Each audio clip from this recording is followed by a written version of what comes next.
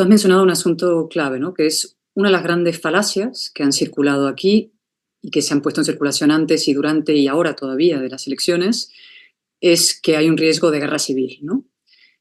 Pero claro, para que haya una guerra civil tiene que haber dos mitades, por lo menos, ¿no? Y en Venezuela no se ven dos mitades, ¿no? Se ve un país unido como nunca, en su ansia de libertad, al que una cúpula criminal pretende mantener sometida, ¿no? Y yo te pregunto, ¿no? Eso sí es una novedad, porque en otros momentos históricos venezolanos sí había dos partes, más o menos. 50, 60, 40, si se quiere, robaron elecciones, pero había más o menos dos mitades. Pero vosotros acabasteis con la polarización. Eh, Habéis reconstruido el suelo democrático transversal que una nación necesita para operar. Habéis unido todo aquello que el populismo dividió y socavó. Y eso merece una reflexión, porque eso es un problema que está pasando en muchos países del mundo. Entonces, ¿cómo lo habéis hecho? ¿Simplemente porque la devastación es tan brutal? Yo creo que no. Tiene que haber una parte de valores o de proactiva vuestra que creo que sí ofrece una lección al mundo. Luego te hablaré de lo de los ciudadanos y la responsabilidad individual, que creo que es otra de las lecciones impresionantes de estas elecciones.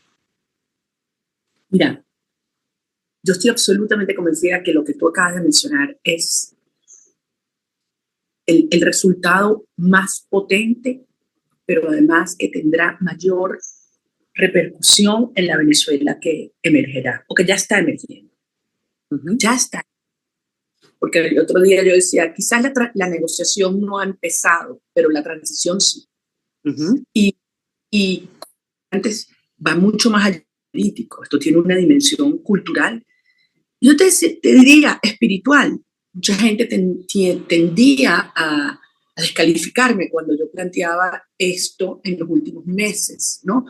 Y yo le decía, es que no están entendiendo lo que esta lucha significa para los venezolanos de hoy. Tiene una dimensión ética por la verdad, tiene una dimensión existencial por la vida y tiene una dimensión espiritual por el bien. Y esto es muy poderoso, Cayetana. Y me impresiona porque yo tengo amigos agnósticos y ateos que los veo con un rosario, ¿no? Y yo digo, bueno, explícame esto, ¿no? Y que van a los eventos y los encuentros y la gente reza. Y porque hay una dimensión espiritual que va más allá de lo estrictamente, de lo religioso, que lo hay también en algunos casos. Entonces, yendo para atrás, cuando tú ves lo que pasó ese día, mucho más allá de los números,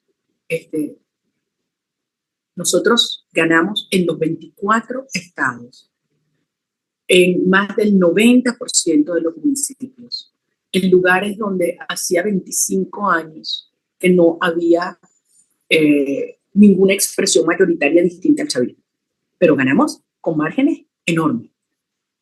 Y súmale el hecho de que al menos 4,5 millones de venezolanos afuera, que hubieran votado prácticamente todos por el cambio político, y unos 3 millones de venezolanos que cumplieron 18 años y que no los dejaron inscribirse, que son los jóvenes, que son los que más están con el cambio político, tampoco les permitieron votar. O sea que esa cifra 70-30, en el fondo, en la realidad es mucho mayor. Si todos los venezolanos hubiéramos podido votar, te estaría hablando que probablemente 85% o más de un país hubiera votado por el cambio. Y piensa cuántos de los que votaron por Maduro lo hicieron aterrados. Entonces, es muy importante entender lo que tú has dicho. Venezuela no es un país polarizado, no es un país dividido. Y esto es transversal en todas las regiones del país, en todos los sectores demográficos, socioeconómicos, en todas las edades.